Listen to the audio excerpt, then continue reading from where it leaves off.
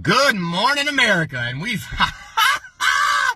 boy, Daniel's back at it again, but he doesn't have white Vans on. No, he can barely afford socks, let alone a pair of tennis shoes. So, yeah, Daniel's back at it again, except his name's not Daniel, it's Trent, and I got some things to tell you, okay? Well, I don't know what you're watching or what algorithms you're paying attention to or what's going on in the news or what's not going on in the news, or if all the news is getting their news from some other news that's giving them the news. That's why if you put them all like in a quilted mashup, they're all saying the same thing. Unbelievable. And you know what I'm starting to figure out? I'm telling you, I'm figuring it all out now that I'm figuring it all out, and I didn't figure it out very quickly. Well, you know what? Now that I'm figuring it all out, you know what I know? You know what the problem with politics is? And we've got a lot. We've got a lot, right? Because Hollywood and America, they've been all kind of doing nothing together, and they're not really affiliated with anything at all, and they don't communicate, or they have nothing to do with anything. And so the thing is, here's one of the biggest problems in politics. I'm gonna tell you, you got a lot of rich people, rich kids, grown up. You know what the system is? A bunch of rich kids. And it's not to say that everyone who has money or came from wealth doesn't deserve to belong in office, but a lot of them have to be weeded out. And hopefully that's what we're already doing, because you know the thing is, you got people that were born into it or knew this person or knew that person or didn't know any, and it was just influence, right? Like, you know what I'm saying? And I say this in due respect, but there's a reason why LeBron's kid's not gonna be LeBron. And he may be great, but he's not gonna be, you know what I mean? And the thing is, if some of these politicians, if the congressional marble memorial halls look more like a football field or a basketball court or an octagon, how many of those people would still be in there? They'd know exactly why. Just because they know somebody's dad or knew somebody who wound up and they put a tie on and they know what they're doing now. And go watch Obama talk about when he went into office and see just some of the things that these people that are just normal people, they're all just a bunch of normal people, bro, wearing like I said, their ties are connected to their thong, and that's why every time they pull on it, they're like, ugh! And it's ridiculous. A bunch of grown up rich kids that are not even supposed to be there. But because their dad wore a tie and buttoned it up all the way and had an expensive cruiser, well then they're qualified to talk about. What do they talk about? Go back. What's anybody talking about? Go back. What are we talking about? What is real? And how do we define real? And if you don't care, it's probably because you're sleeping. But that's why I'm here. I'm here to wake you up. I'm here to tell you. I'm here to show you both the pills. And I can't force the red one down your throat. I can't do it. I can't make you take belief. I can't force belief into you. But I am sitting here with both of them out, and I am literally telling you which one to take. Funny, huh? Funny. It's funny that in 1 Corinthians 1, verses 18 through 25, it goes a little something like, the message of the cross is foolish to those who are headed for destruction, but we who are being saved, well, we know it is the very power of God. Because as the scriptures say, I will destroy the wisdom of the wise and discard the intelligence of the intelligent. God, that's God, by the way. So where does this leave the philosophers, the scholars, the scientists with their white lab coats that we grew up on being told about how meaningless this is the root of meaning? Where does it lead the philosophers, the scholars, the world's brilliant debaters? Well, guess what? God has made the wisdom of this world look foolish.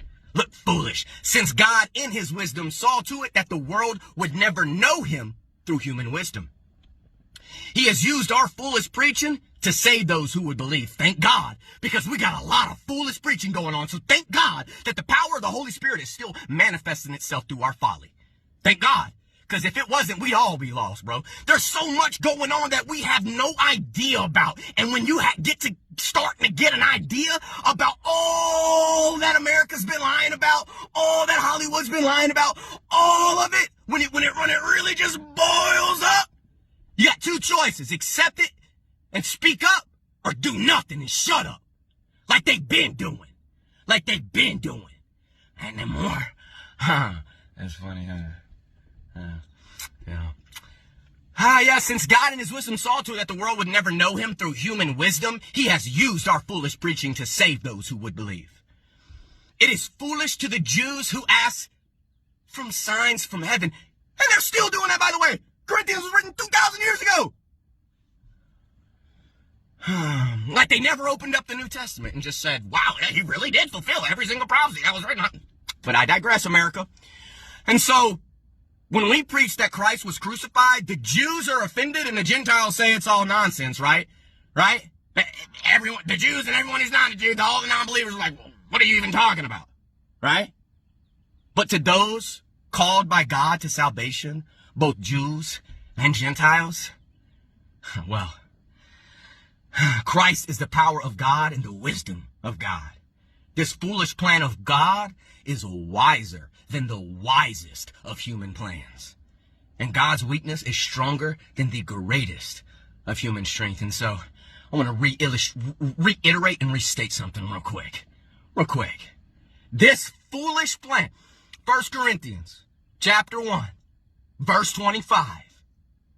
This foolish plan of God is wiser than the wisest of human plans.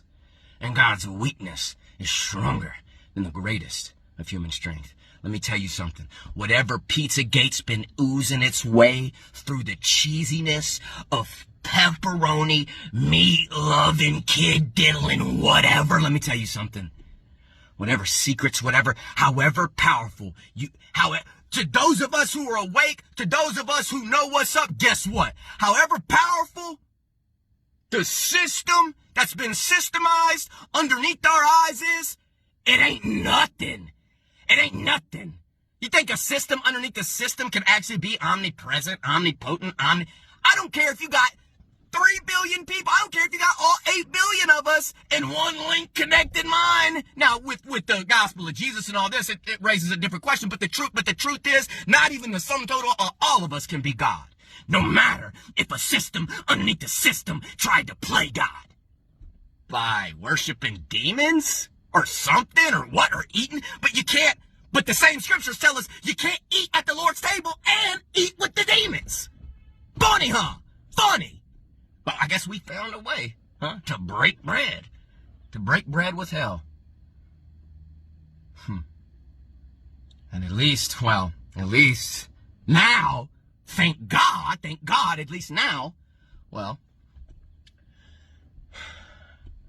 hell just might let us pray over the meal. And God just might give us a blessing to bless that meal. But regardless of any of that, the truth is coming to light, and everything done, sooner or later gotta cut you down. Sooner or later gotta cut you down. Go and tell that long-tongued liar. Go and tell that midnight rider. Tell the rambler, the gambler, the backstabber. Tell them that God's gonna cut them down. Tell them that God's gonna cut them down.